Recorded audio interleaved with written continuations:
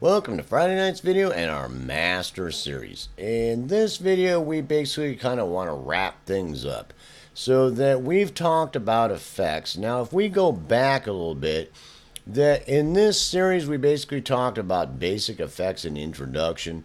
Then we talked about things like, we were speaking about, the basic tools in your DAW being effects, using them effects. We talked about the amp sims, enhancing processors like equalization, reverb, ADSR tools, anything that we use for enhancing as we go through the first phase processing. You can probably find some way to use it as an effect.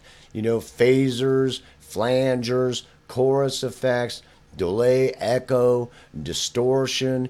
And also that when we went through in our sound sculpting series, if you go back and watch that, starting in Master Series 35, there's a bunch of things in there that can be used as effects. I mean, a prime example of that is there's one on there that's synth and sample fusion.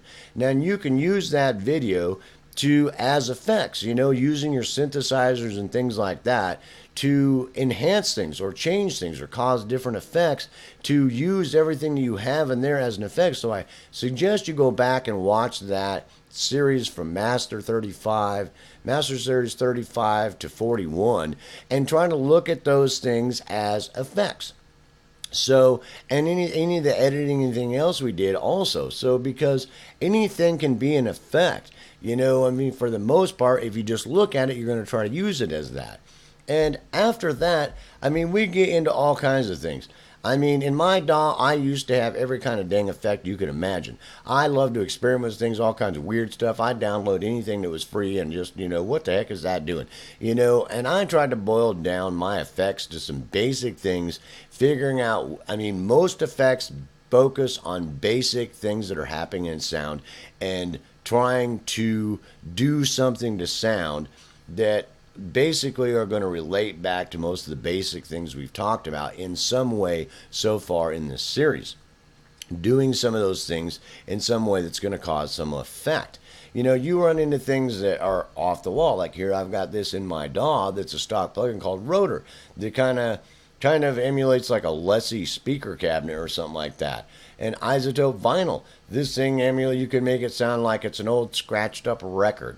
Vocal Synth, this thing's kind of like a vocoder or something like that. And you can do all kinds of weird stuff with this, bro, to make different kind of sounds and all kinds of things. All kinds of different kind of things to do really wild stuff.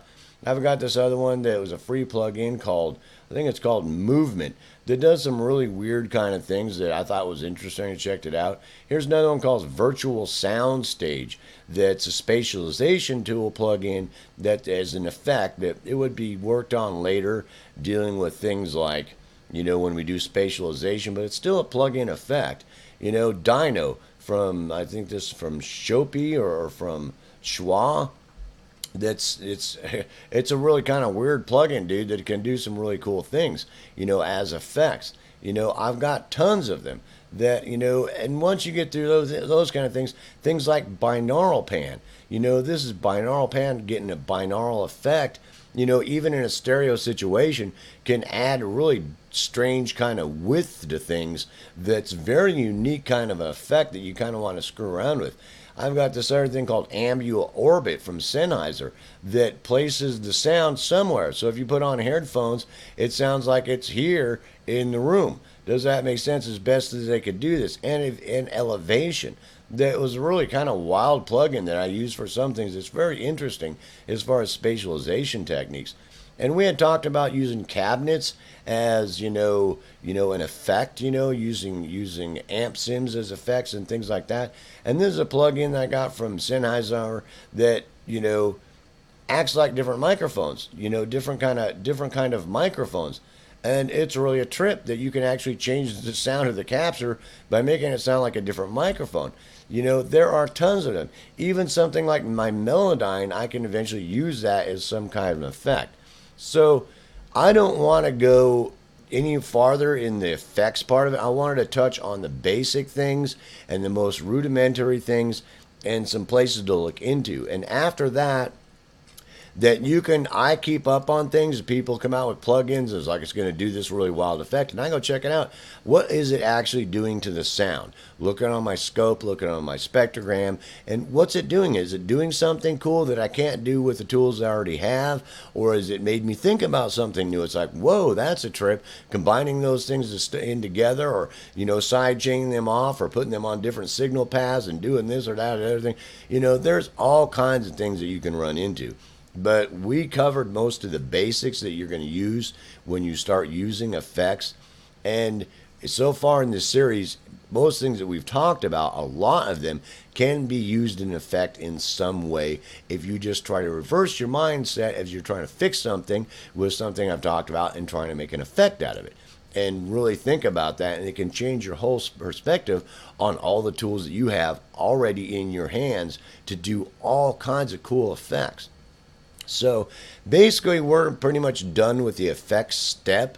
And for the most part, we talked about effects, but it's going to be an artistic decision on your part how you apply them. Applying effects, I remember I had a guy that his name, I ain't going to say his name, but he kind of does some work for Studio One.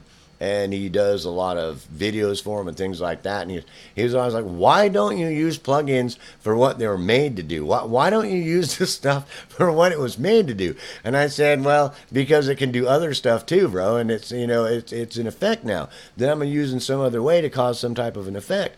And it's an experimentation that if something you find can cause something to happen, that's an effect. Whether or not it was designed to do that or not doesn't really matter. You may find in some application a use for it to cause a really cool effect that you might find useful if you make notes about it and experiment with it. So effects are pretty simple, and some of the effects are very complicated, but for the most part we covered the basic ones, and we also talked about some very complicated ones.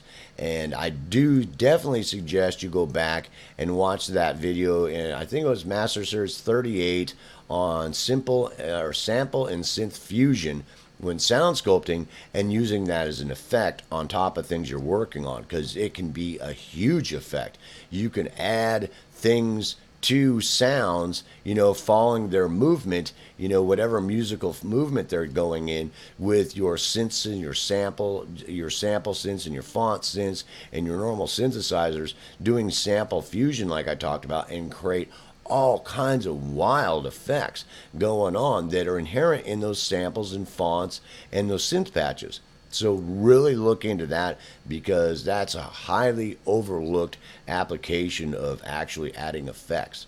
So peace out, love. I hope you enjoyed this step in looking at effects, and I'll see you in the next video when we start talking about equalization.